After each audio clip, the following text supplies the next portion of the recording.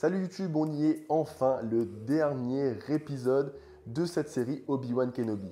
Mais était-elle à la hauteur des attentes des fans? Rendez-vous en fin de vidéo pour le savoir.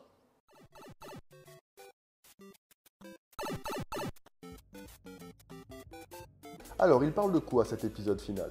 On est en pleine course-poursuite dans la galaxie avec le vaisseau des rebelles qui tente de fuir le destroyer impérial personnel de Dark Vador qui est déterminé à combattre à nouveau son ancien maître Obi-Wan Kenobi.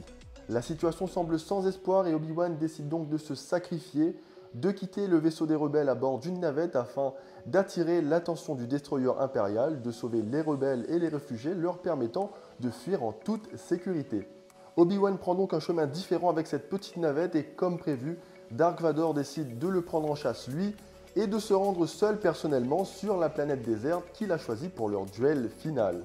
Un duel qu'on attend depuis leur confrontation sur Mustafar depuis l'épisode 3, la revanche des Sith. Enfin, c'est ce qu'on dirait s'il n'y avait pas eu ce duel déjà lors du 3e épisode de la série.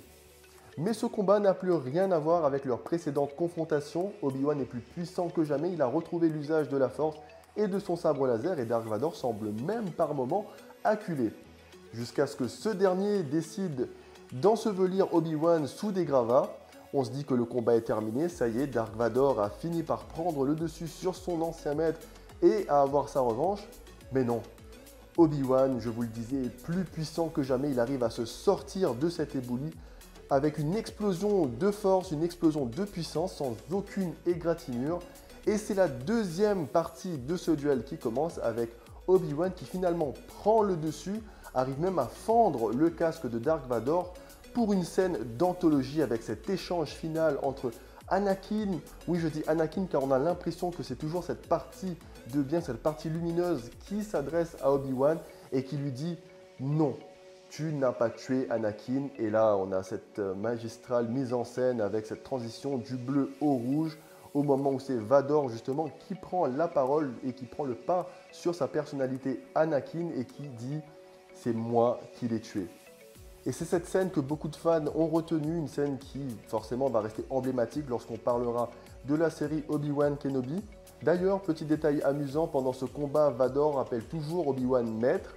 Ce qui est raccord avec l'épisode 4, attention l'épisode 4 des films, Le Nouvel Espoir, pas l'épisode 4 de la série.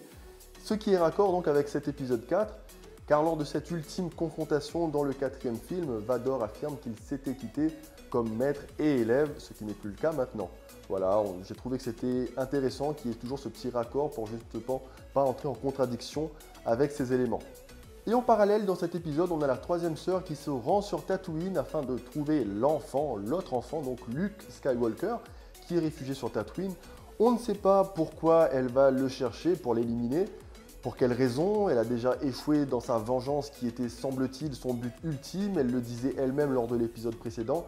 Quel rapport entre Luke et Vador, sachant qu'il n'y a aucun moyen de savoir à ce moment-là que Luke Skywalker est l'enfant de Dark Vador. Ou alors peut-être qu'elle le sait, ou alors j'ai raté quelque chose. N'oubliez pas, n'hésitez pas à me le dire dans les commentaires si j'ai raté quelque chose, c'est possible. Mais voilà, j'ai trouvé ça incohérent. Finalement, elle le ramène à son oncle Owen.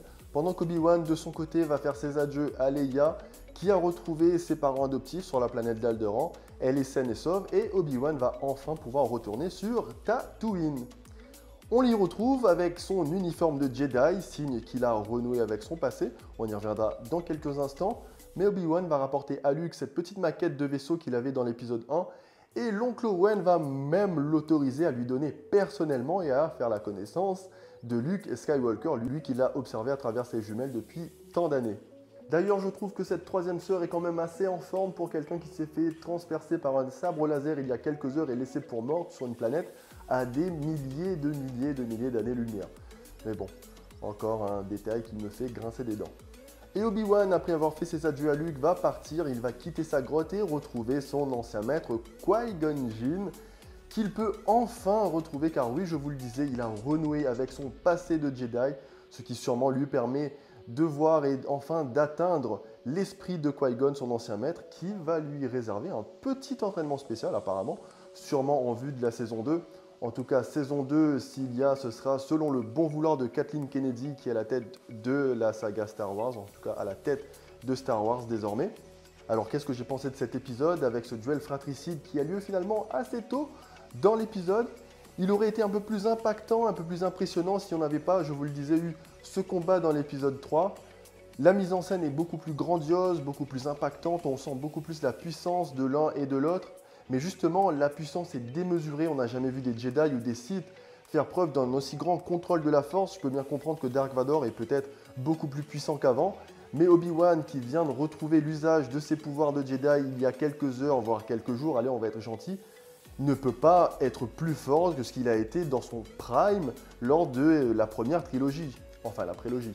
Et ce combat aurait été beaucoup plus impactant si Dark Vador et Obi-Wan ne s'étaient rencontrés qu'à ce moment précis de la série et pas avant pour un petit duel dans le désert. Et l'intrigue liée à la troisième sœur, elle commençait vraiment à m'agacer. Qu'est-ce qu'elle est allée faire sur Tatooine? Pourquoi elle a voulu éliminer Luke Skywalker? Ça n'avait aucun sens. Comme je le disais, une nouvelle incompréhension. Peut-être que j'ai raté quelque chose.